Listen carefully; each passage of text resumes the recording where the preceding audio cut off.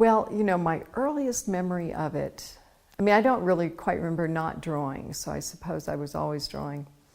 But I really had one moment when my mom had taken me with her to a friend's home, and they were going to have coffee and talk about bridge. And so I was 4 years old, and I decided I wasn't going to drink coffee, I wasn't going to play bridge, and I wasn't going to have children. I was going to be an artist. So all of that at the age of 4. So as silly as that is, I've never had a cup of coffee. Really? I've never. I was a determined little girl. Then you went on to Oklahoma College of Liberal Arts. Mm-hmm. OCLA, yeah. Down in Chickasha, Oklahoma. And that was an amazing place, actually. They had a good art program. I mean, it was geared toward, you know, illustration, but, you know, the guys that ran it could paint and they could draw. And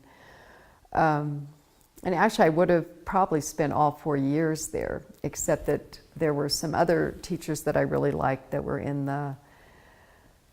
other departments, the English department, the like philosophy. Anyway, there were some other teachers that I just loved, and there was like an old group of teachers and a new group of teachers, and this new guard wasn't liked by the old guard, and the old guard got them fired. And so in protest, which was not like me, I was a very sweet, kind of complacent child, but in protest I left.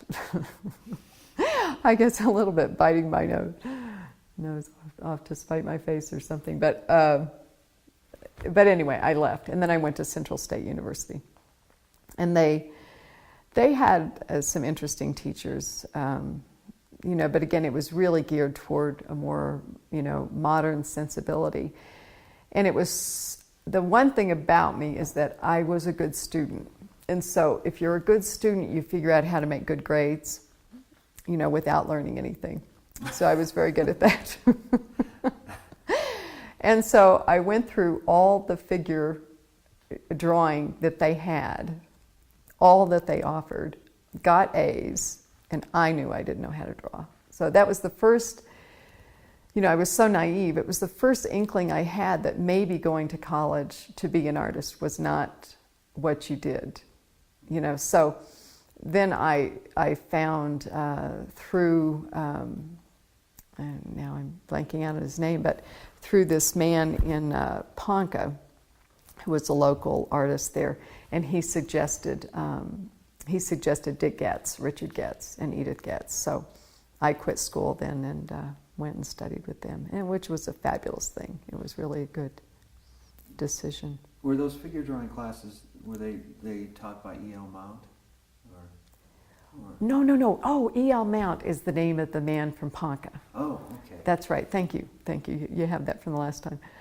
Yeah, E.L. Mount was the guy from Ponca. And actually, he was a good painter, and he was kind of the star in the town, and gave me some critiques early on, and it was very encouraging. He was a very, very sweet man. Did some... Not prior, but just as soon as I started learning, about a year after I started learning from Richard and Edith Getz, I had a job with the, if you can believe it, typing. I had a job typing. The worst thing in the world that I do is typing. Back then, it was the worst grade I ever got, and I was working for the Real Estate Commission, the Oklahoma State Real Estate Commission, if you can imagine. Anyway, a friend got me into this job, and it was just... I just squeaked in. Anyway, so I was there for a year. I was due to get 2 raises, so I was like, you know, things were going. But when I realized the highlight of my day was going to McDonald's across the street, I thought, oh, this is so bad. This is so bad.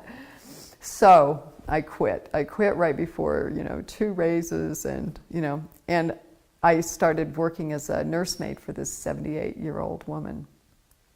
And so then I was thinking, well, actually, I worked for her for a while, and then I got fired. So then I thought, well, what am I going to do?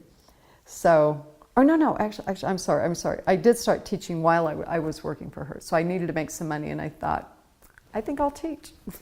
So that was about a year after learning, I started teaching. I mean, I really was like giving demonstrations for big groups, and I don't know, just the audacity of youth.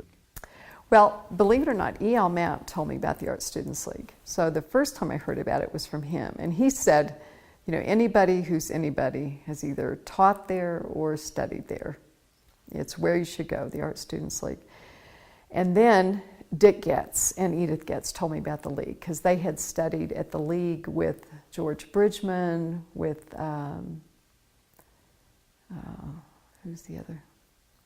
Should have had all this. Anyway, George Brackman, Henry Hinchy, who was actually not at the league, but he was up in Provincetown. And so they had, they were from that lineage. And Dick had actually taught kind of in conjunction with the league up in Woodstock. So they had quite a connection to it, and they told me about it. So you made was it a scary move to go there? I mean, considering where you were and... You'd think it would be the scariest thing in the world, and in a way it was, but I don't know. It's like I went for 2 weeks to study with several teachers to see if I could find a teacher. So I signed up. I went there actually with my friend Dennis Parker, and so he's still an artist there in Oklahoma. And so Dennis and I went to the Art Students League for 2 weeks. I signed up with Frank Mason, who was David Leffel's teacher, and David Leffel, and Daniel Green. And so I had actually 2 classes with Dan Green, who his teaching much more reflected, it was very much like what I had had with Richard Getz, in terms of the color, in terms of being, more technique-oriented, much more rigid. So it was comfortable, so I actually signed up for 2 of Dan's classes, and then and one of David's and one of Frank's. And after 2 weeks, I knew David was the one. After 1 week, I really knew that David was the one I wanted to study with. So that's I don't know where I was going with that, but anyway. You were a guard at the security person at the Metropolitan. Yes, during that same amount of time. Yeah. I was at the Met. I was at the Met for maybe 2.5 years, and I didn't get a job at the Met for, I think that I actually managed, it was either 6 months or a year without working when I first went to New York. Somehow I had saved up $2,000, and somehow at the time that lasted, if you can imagine. Right now that wouldn't even pay 1 month's rent, but I was a lucky girl. Yeah, you had the 4 to midnight shift. I did. It was just the best job in the world. I would think.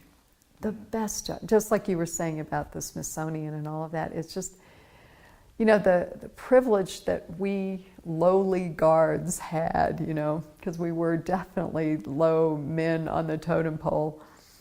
It was the best job. I mean, I spent one night, I pulled a double shift and spent the entire night with some Degas bronzes before they put the plexiglass over them to protect them. Just studying them, drawing them. I mean, that kind of thing. And it's just, there's no patron that would have that kind of privilege. Right. Yeah. So I just felt we were very privileged.